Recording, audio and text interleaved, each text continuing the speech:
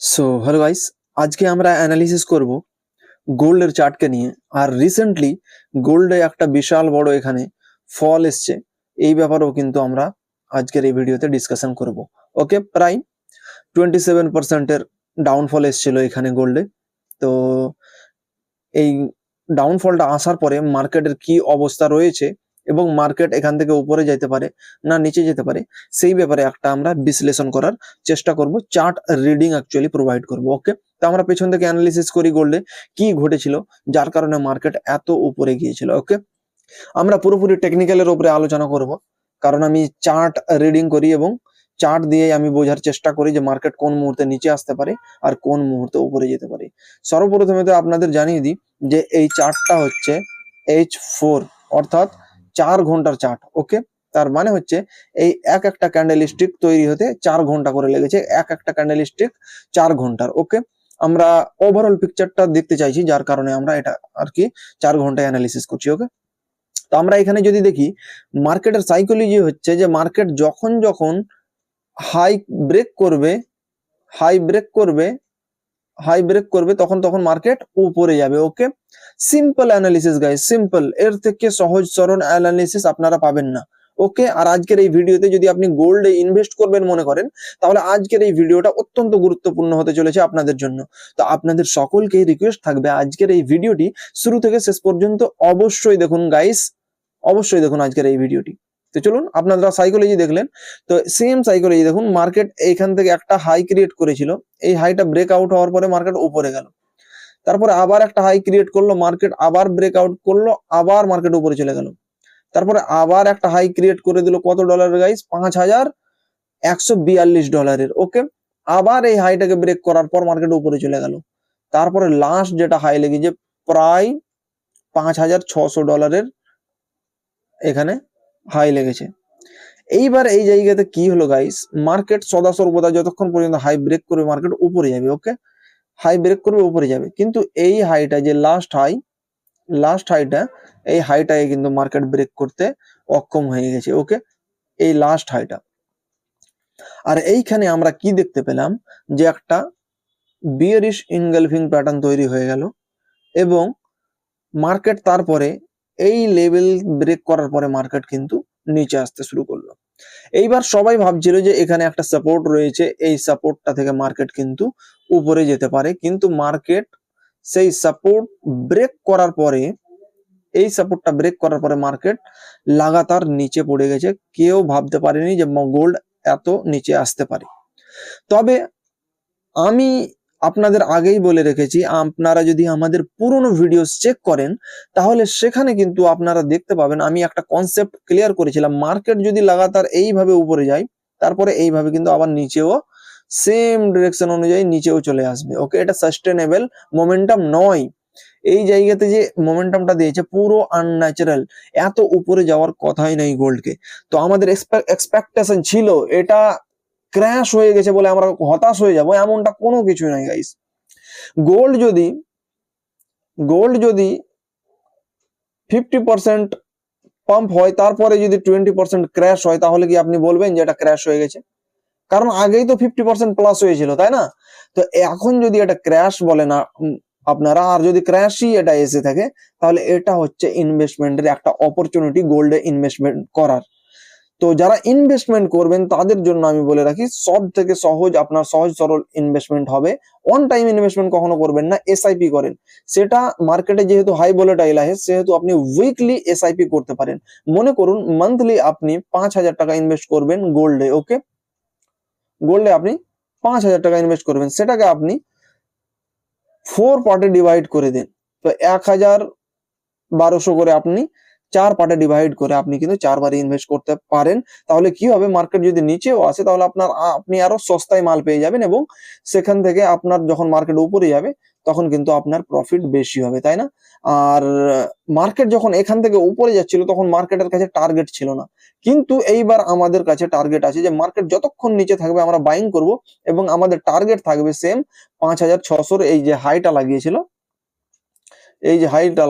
এই হাইটা থাকবে আমাদের টার্গেট।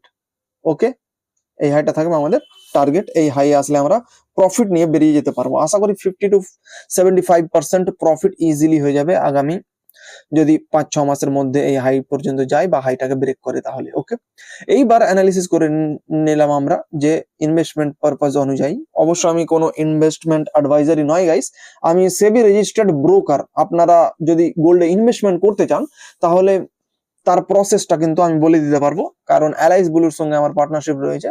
তো আপনারা যদি শেয়ার মার্কেটের অ্যাকাউন্ট ক্রিয়েট করতে চান তাহলে আমার সঙ্গে কন্ট্যাক্ট করতে পারেন। আর আমাদের চার্ট রিডিং এর অফিসিয়াল কোর্সও রয়েছে প্রফেশনাল। তো আপনারা যদি প্রফেশনালি চার্ট রিডিং শিখতে চান তবু আপনারা আসতে পারেন।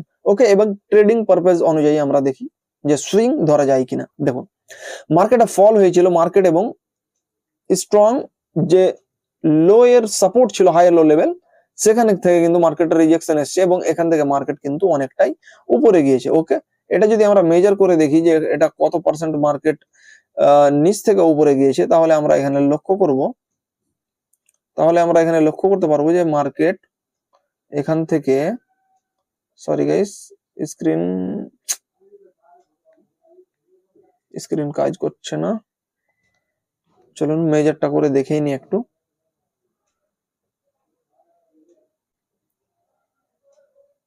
এই জায়গা থেকে যদি দেখি মার্কেট প্রায় 13% রিকভার করে গিয়েছে, তাই না? এটা কোনো ক্র্যাশ নয় গাইস, এটা হালকা ম্যানিপুলেশন হবে, অথবা যারা আগে থেকে বাই করে রেখেছিল, যে সমস্ত বড় বড় ইনস্টিটিউশন গুলো বাই করেছিল তারা তো প্রফিট বুক করবে, তাই না? যার কারণে এটা প্রফিট বুকিং আপনারা মনে করতে পারেন। এইবার মার্কেট কারেন্ট কন্ডিশন অনুযায়ী ট্রেডিং এর জন্য যদি আমরা দেখি, মার্কেট লো থেকে মার্কেট উপরে গিয়েছে। ওকে, এবং একটা স্ট্রং রেজিস্ট্যান্স লেভেল থেকে মার্কেট রিজেক্ট হয়েছে এবং মার্কেট যখন নিচে এলো, ওকে, সর্বপ্রথমত এই লেভেলটা কিন্তু স্ট্রং লেভেল, আপনাদের একটু ভালো করে ড্র করে দেখিয়ে দিই। ওকে, এটা ছিল একটা লেভেল, এই লেভেলটা কিন্তু অত্যন্ত স্ট্রং লেভেল। মার্কেট এই লেভেল ব্রেকআউট করার পরে উপরে গিয়েছিল, তারপরে আবার নিচে ব্রেকআউট করেছে, তারপরে আবার এখান থেকেই কিন্তু মার্কেটে সাপোর্ট নিয়েছে এই লেভেল থেকে, এবং এখান থেকেই কিন্তু মার্কেট আবার ফল হয়েছে, তাই না? তো এই জায়গাতে কি হতে পারে, মার্কেট সর্বপ্রথমত এই জোনটাকে কিন্তু ট্যাপ করতে পারে। ওকে, এই লেভেল পর্যন্ত মার্কেট আসতে পারে এখান থেকে উপরে গিয়ে, তো এটা হতে পারে। এবার এখান থেকে উপরে যে যাবে এটার লজিক কি আপনি যদি জিজ্ঞেস করেন, তাহলে আমি বলবো মার্কেট সদা সর্বদা লেভেল টু লেভেল ট্রাভেল করে। ওকে, এবং মার্কেটে যে এইটুকুন যে বাইং এসেছে, লজিকটা বোঝার চেষ্টা করবেন, এইটুকুন যে বাইং এসেছে এটা কোনো স্ট্রং লেভেল থেকে এসেছে না এমনি এমনি চলে এসেছে। ওকে, এই জিনিসটা যদি আমরা ডিফাইন করতে পারি তাহলে মার্কেট এই লেভেল পর্যন্ত অ্যাচিভ করবেই করবে। ওকে, তো এই জায়গাতে যদি আমরা দেখি যে কোন স্ট্রং লেভেল ছিল, মার্কেট তো এখান থেকে যেতে শুরু করেছে, কিন্তু মার্কেট কারেকশন হওয়ার পরে মাঝখান থেকে আবার উপরে কেন যাচ্ছে, কেন নিচে চলে এলো না, দিয়ে এই লোয়ে টাচ করলো না এখানে? তাহলে এইটা যদি আমরা অ্যানালিসিস করি তাহলে আমরা দেখতে পাবো যে এখানে একটা ফেয়ার ভ্যালু গ্যাপ রয়েছে, এই গ্যাপটা। ওকে, যারা জানেন না তাদের জন্য বলছি, যখন পর পর তিনটে ক্যান্ডেল আসে, মনে করুন গ্রিন ক্যান্ডেল, রেড ক্যান্ডেল বানিয়ে দেখাই, পরপর এরকম তিনটে গ্রিন ক্যান্ডেল আসবে বা রেড ক্যান্ডেল, এবং এদের উইক থাকে এখানে, তাই না? তো ফার্স্ট গ্রিন ক্যান্ডেলের এই উইকটা এবং থার্ড গ্রিন ক্যান্ডেলের হাইটা, এর মাঝখানে যে গ্যাপ থেকে গেছে, এই গ্যাপ যদি থেকে যায় এটাকে বলে ইমব্যালেন্স ইনএফিসিয়েন্সি, অনেকে এফভিজি বলে। ওকে, তো মার্কেট ঘুরে যখন উপরে যাবে তখন এই লেভেল থেকে রিজেক্ট হওয়ার সম্ভাবনা রয়েছে। ওকে, ঠিক তেমনটাই আমরা দেখছি যে এই তিনটে গ্রিন ক্যান্ডেলের মাঝে কিন্তু আমি যে লেভেলটা ড্র করেছি এর মাঝখানে কিন্তু গ্যাপ রয়েছে। এর রিলসও আমি একটা আপলোড করেছিলাম, আপনারা যদি দেখে থাকেন আমার লাইভ ক্লাসের, তো সেখানে আপনারা নোটিস করতে পারবেন। দেখুন, এই ফেয়ার ভ্যালু গ্যাপ থেকে লিকুইডিটি মার্কেট উঠিয়েছে এবং একটা বড় রিজেকশন দিয়েছে। চলুন এটা আপনাকে জুম করে দেখায় কত স্ট্রং বাইং এসেছে এই জায়গাতে। ওকে, তো এখানে আপনারা দেখতে পাচ্ছেন যে একটা এত দূর মার্কেট নিচে এসেছিল এতটা, কিন্তু বায়ার্স রিজেক্ট করে মার্কেট উপরে ক্লোজ করে দিয়েছে এবং এই ফেয়ার ভ্যালুকে ট্যাপ করার পরেই ওকে তাদের লিকুইডিটি নিয়ে গিয়েছে। আপনারা যদি দেখেন তাহলে ফেয়ার ভ্যালুর যে লোয়ার লাইনটা ছিল সেটাকে ব্রেক করার পরে গিয়েছে, এখানে ব্রেক করেছে, তাই না? তো ব্রেক যদি করে থাকে তার মানে হচ্ছে যারা ফেয়ার ভ্যালু গ্যাপে এন্ট্রি করেছিল তাদের স্টপ লস নিয়ে নিয়েছে। এইবার মার্কেট যখন উপরে যাচ্ছে তখন উপরে কতটা যাবে গাইস, অ্যাট লিস্ট এই অর্ডার ব্লক পর্যন্ত মার্কেটে গ্যাপ রয়েছে, এই গ্যাপটাকে আগামীকাল ফিল করতে পারে মার্কেট যখন ওপেন হবে। ওকে, তো তারপরে কিন্তু আবার রিভার্সাল আসতে পারে। আর তারপরে এই জায়গাতে যদি মনে করেন এই লেভেলটা ব্রেকআউট হয়, তারপরে যদি বাইং এর সিনারিও হয়, তাহলে কিন্তু মার্কেট আরো উপরে যেতে পারে। নচেত মার্কেট যেহেতু বন্ধ আছে, সেহেতু যদি গ্যাপ ডাউন ওপেন হয়, তাহলে আমরা আবার এই জোনটাকে সাপোর্ট হিসেবে এক্সপেক্ট করতে পারি গাইস, যে এই সাপোর্টটাই কিন্তু কন্টিনিউ করতে পারে, মার্কেটকে থেমে রাখতে পারে। তো সাপোর্ট এবং রেজিস্ট্যান্স দুটোই লেভেল পেয়ে গেলেন। মার্কেট কালকে ওপেন হবে, যারা আপনারা ট্রেড করেন তারা লেভেল মার্ক করে, এই লেভেলটা আমি যেটা ড্র করে রেখেছি এটার স্ক্রিনশট নিয়ে নেন, যে হিসেবে রিয়াক্ট করবে সেই হিসেবে আপনারা আপনাদের পজিশন কিন্তু বানাতে পারবেন। আজকের এই ভিডিওটি, অ্যানালিসিস ভিডিওটি গোল্ডের ব্যাপারে যদি ভালো লাগে তাহলে অবশ্যই একটা লাইক এবং শেয়ার করে রাখবেন। আর আপনিও যদি এইরকম অ্যানালিসিস শিখতে চান তাহলে অবশ্যই আমাদের সঙ্গে যোগাযোগ করতে পারেন। ওকে, আমার ইনস্টাগ্রাম আইডির যে লিঙ্ক রয়েছে সেটা আমি ভিডিও ডিসক্রিপশনে দিয়ে দেবো, সেখান থেকে আপনারা আমার সঙ্গে যোগাযোগ করতে পারেন। আমাদের যদি কোর্সে জয়েন হতে চান, কোর্সেও জয়েন হতে পারেন, সেখানেও 50% ডিসকাউন্ট চলছে।